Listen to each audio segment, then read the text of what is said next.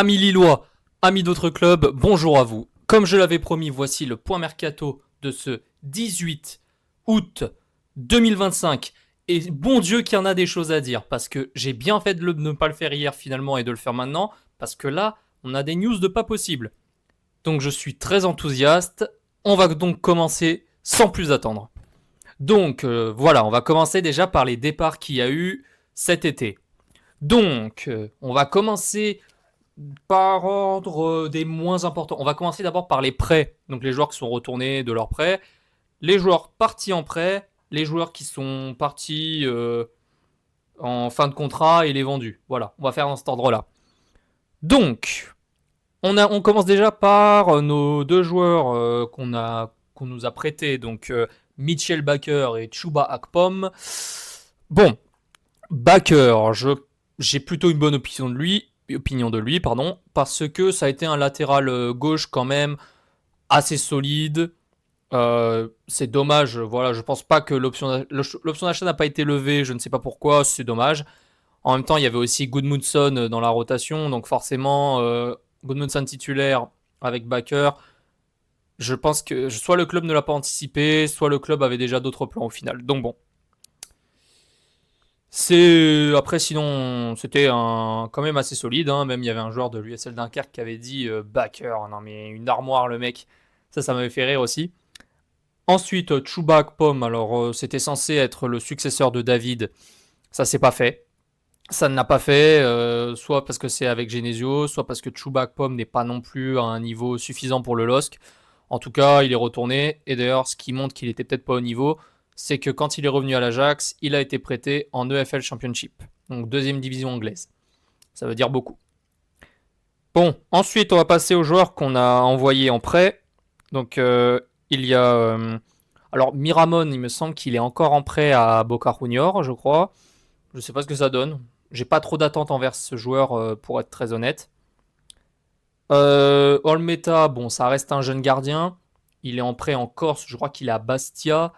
C'est un jeune, on voit comment il se développe. Et puis dans tous les cas, j'attends de voir aussi le niveau qu'il puisse avoir. Parce que pour l'instant, au niveau des gardiens, on s'est restructuré, il faut quand même être honnête.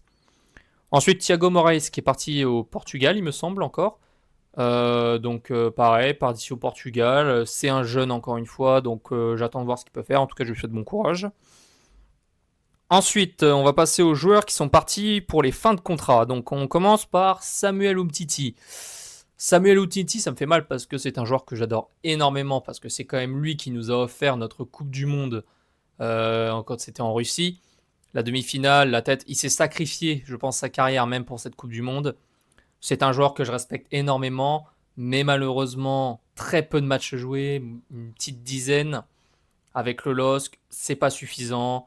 Conditions physiques pas au top. Malheureusement, c'était peut-être préférable qu'il parte. Ça me fait mal aussi de savoir qu'il n'y a aucune rumeur de transfert. Il n'a pas de contrat, il est agent libre. À voir ce que ça donne avec les années. Mais pour le club, effectivement, c'est pas une perte malheureusement. Ensuite, notre deuxième gardien, Vito Manone, qui est parti. Donc après, il a un certain âge, donc on peut comprendre qu'il soit parti finalement. Bon, il a été là. Je pense qu'il a été aussi un très bon mentor pour Lucas Chevalier, donc c'est très bien. Je pense que voilà, son départ, c'est comme ça. Maintenant, on a Arnaud Baudard, plus Berkhozer, plus Marc-Aurel Caillard aussi. Je pense pas qu'on puisse... voilà, c'est pas grave, c'est très bien. Angel Gomez, parti à l'Olympique de Marseille, et puis là, ils ont recruté Wea, et ils sont à fond sur Zegrova, on va en parler juste après. Ah, Angel Gomez, hein, quand même, hein. C'était quand même un très bon milieu offensif qui pouvait jouer aussi sur les ailes. Enfin, vraiment, il avait un rôle offensif très intéressant, en tout cas à Lille. Je pense quand même que Haraldsson va prendre sa place haut la main. Je pense que je suis pas du tout inquiet pour ça. Haraldsson est là, le niveau qu'il a, vous avez vu.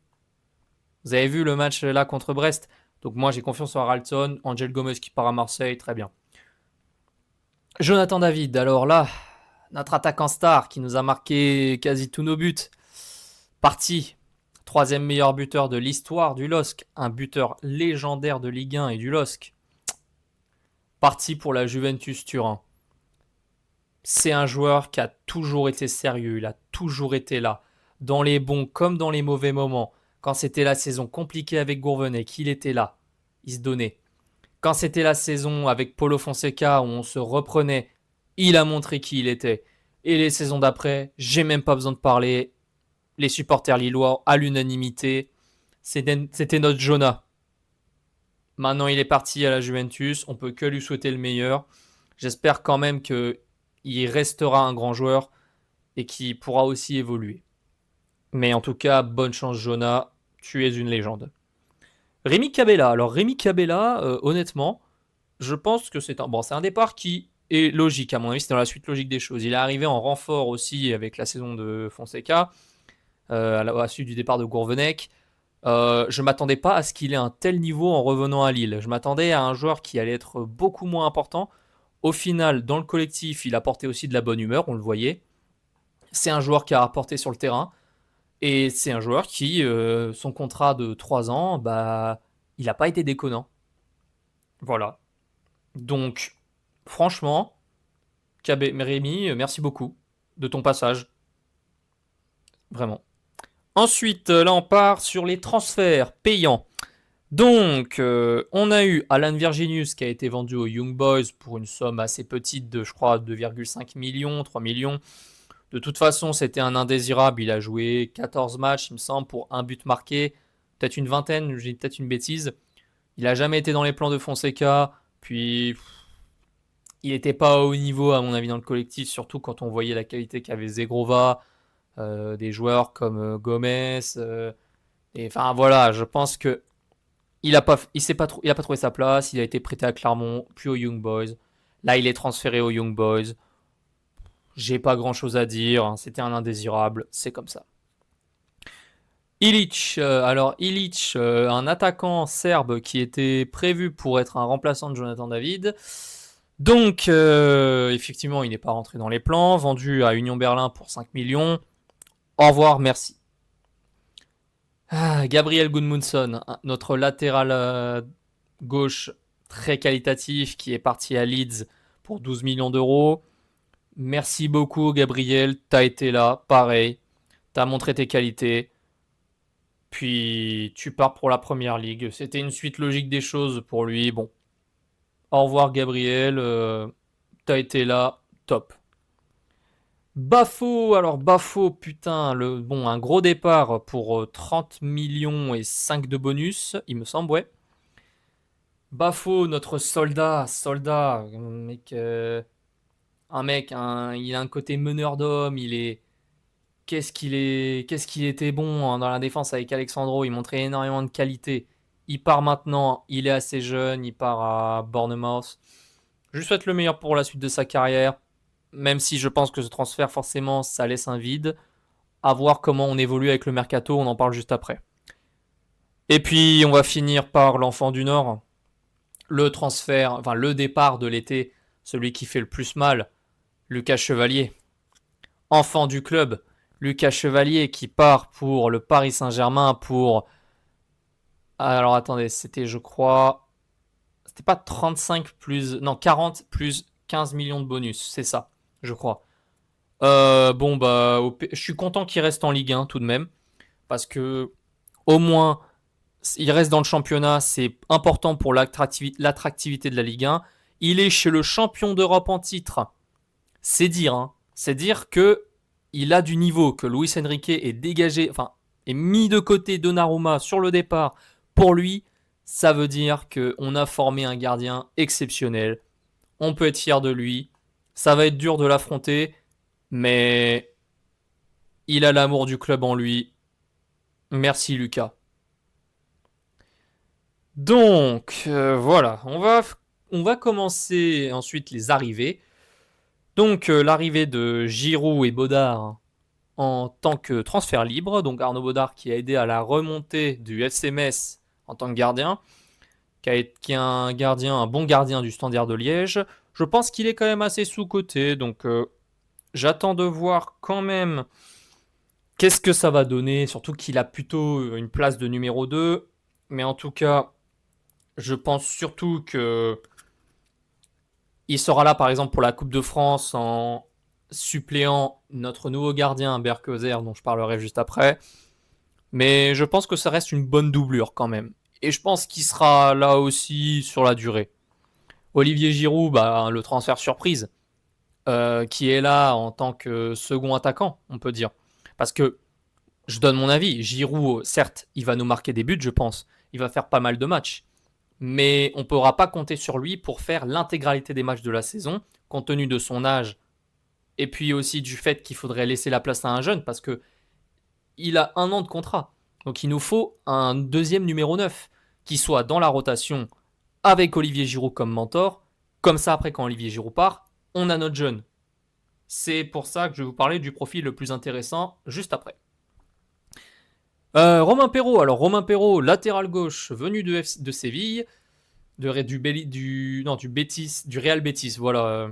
Betis Séville, ballon-pied. Voilà. Donc, je suis très content qu'il soit venu parce qu'on avait besoin d'un latéral gauche. Dans le match d'hier, je l'ai dit, il a montré quand même des qualités, je trouve, puisqu'il est c'est un défenseur latéral assez moderne, c'est-à-dire qu'il est un peu sur les ailes pour accompagner les ailiers, enfin les milieux, les attaquants. Donc c'est un très bon profil que j'aime beaucoup. Il nous en faut un deuxième et on en parlera juste après. Berkyozer, venu de Turquie, le Donnarumma turc selon certains.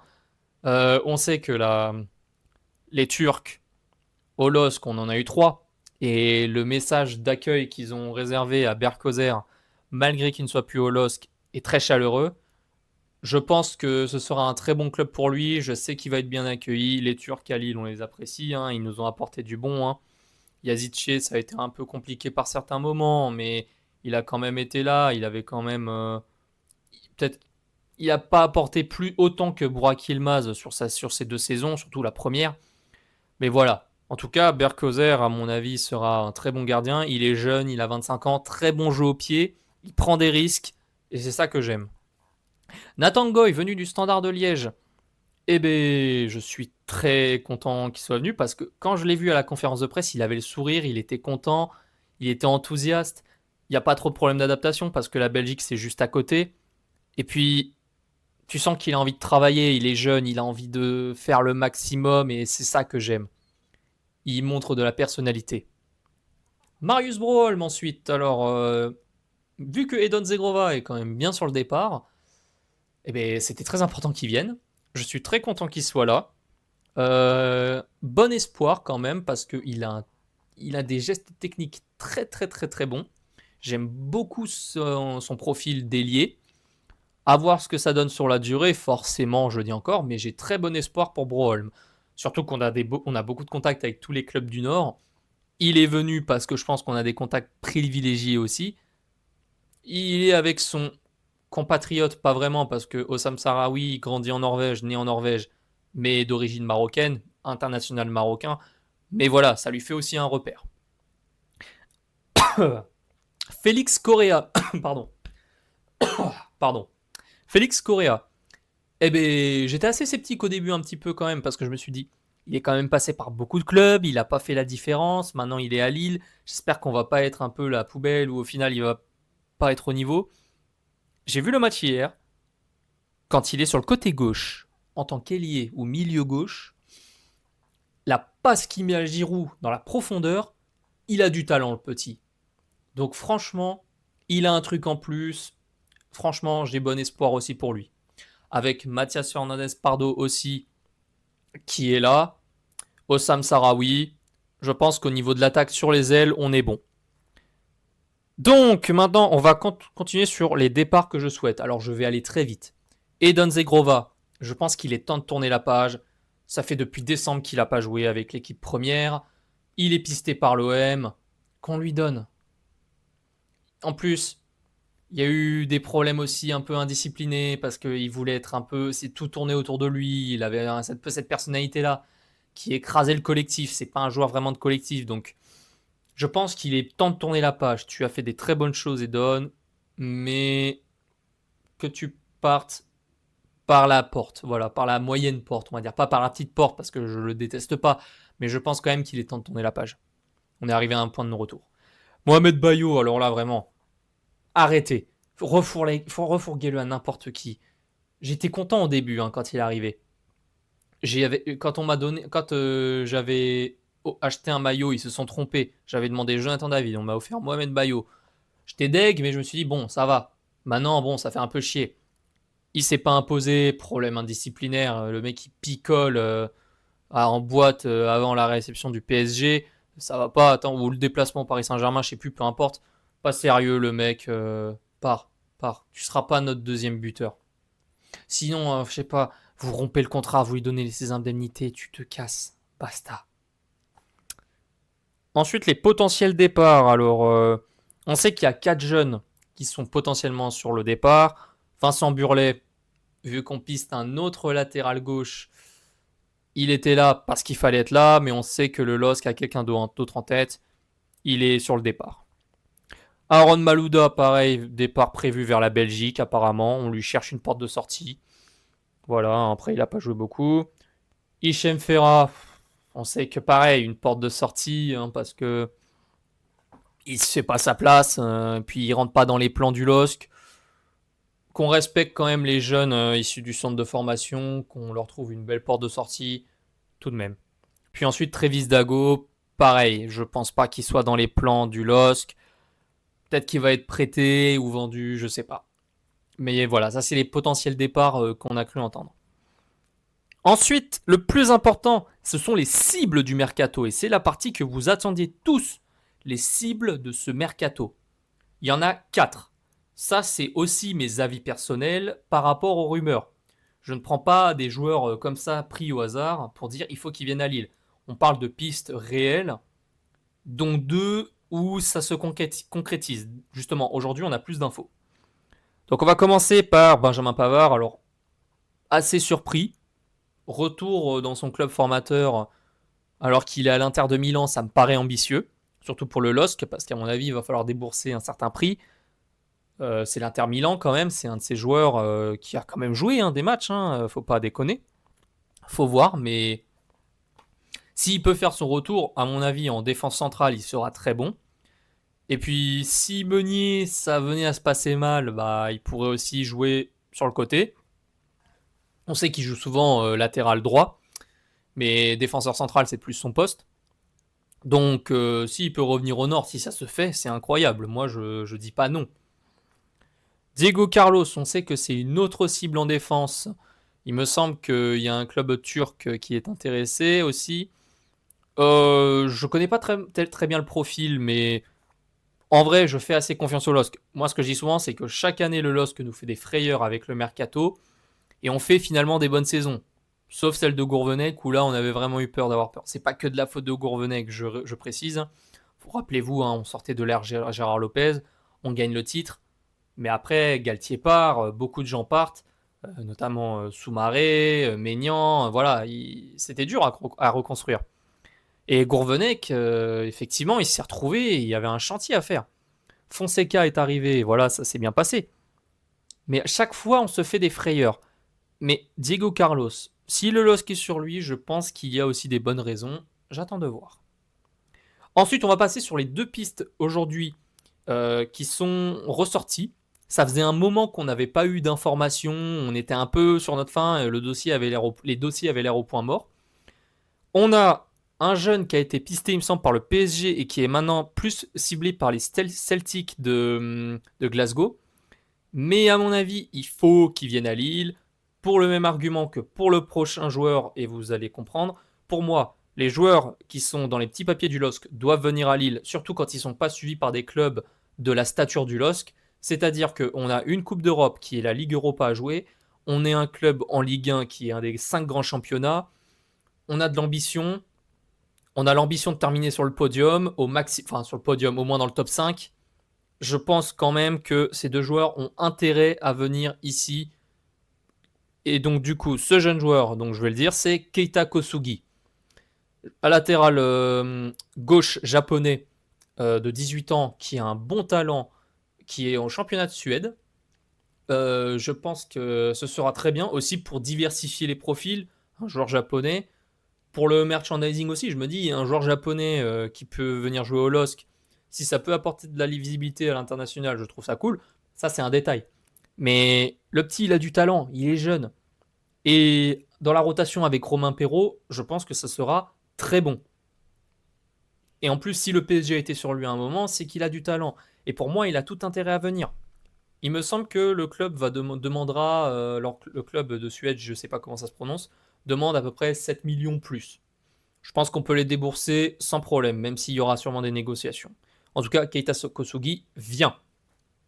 Et enfin, le top 1 du joueur qui doit absolument venir au LOSC, et je le dis depuis très longtemps, pas en vidéo parce que j'en faisais pas, mais personnellement, je veux vraiment qu'il vienne. Il doit venir ici. Hamza Igaman. Un buteur des Glasgow, des Rangers des Rangers, voilà, des Rangers. Buteur des Rangers. Un parcours en Ligue des Champions qui s'est fait remarquer. Il a fini dans le top des buteurs au championnat d'Écosse. Plusieurs de grandes écuries européennes sont sur lui, notamment Mönchengladbach. On avait Everton, Udinese, Brentford. On avait le Stade Rennais qui cherchait un remplaçant pour Kalimundo. J'y crois moyen parce qu'ils n'ont pas de Coupe d'Europe à jouer contrairement à Lille. Et en plus, l'effectif s'est affaibli. Surtout que, même s'ils ont gagné face à l'OM, ceci dit. Mais du coup, oui, nous, on a une Coupe d'Europe à jouer. Hamza Igamane a accepté les termes personnels du LOSC. C'est que les Rangers qui font un peu chier, entre guillemets, sur la transaction. Mais viens, tu es un jeune de talent, Hamza. Moi, franchement, j'ai envie de... s'il était là, je lui dirais ça. Tu es un jeune de talent. Tu es un buteur assez athlétique, assez musclé, comme Giroud. Tu auras un mentor d'enfer. En plus, tu auras sûrement du temps de jeu parce que Giroud va pas assurer la totalité des matchs. Et en plus, tu as une Coupe d'Europe. Tu peux te faire ta place à Lille. Parce qu'on en a besoin. Jonathan David, il est parti. Je pense que Hamza Higaman est vraiment le transfert qui doit se faire cet été. Ça doit être notre transfert numéro 1. Et qui devienne le buteur star, entre guillemets, du LOSC à la place de Jonathan David, avec Giroud qui sera là aussi pour le coacher, un peu second coach, on va dire, en tant que joueur. Mais du coup, les deux cibles principales de ce mercato qui nous manquent, je pense que ce sera Keita Kosugi, Hamza Higaman, et après, éventuellement, Diego Carlos ou Benjamin Pavard. Ce serait exceptionnel si on a au moins ces 3 transferts. Comme ça, après, on peut entamer la saison beaucoup plus sereinement. Voilà. Donc, je tiens à dire que tout ce que je viens de dire, c'est mon avis personnel. C'était assez long, je m'en excuse. Mais ça n'engage que moi, c'est ce que je pense. Et puis de toute façon, je dis ça en pensant ce que je pense du LOSC, que je veux leur bien et je pense que ça les mènera là. Mais je ne suis personne, je ne suis pas le plus grand spécialiste de la Terre. Je dis juste mon avis en voyant ce que je peux voir. Mais en tout cas, le mercato n'est pas fini. Dernière ligne droite, à mon avis. Si on peut avoir ces transferts-là, je serai très content. Et puis, encore et toujours, soutien au dog et allez le LOSC.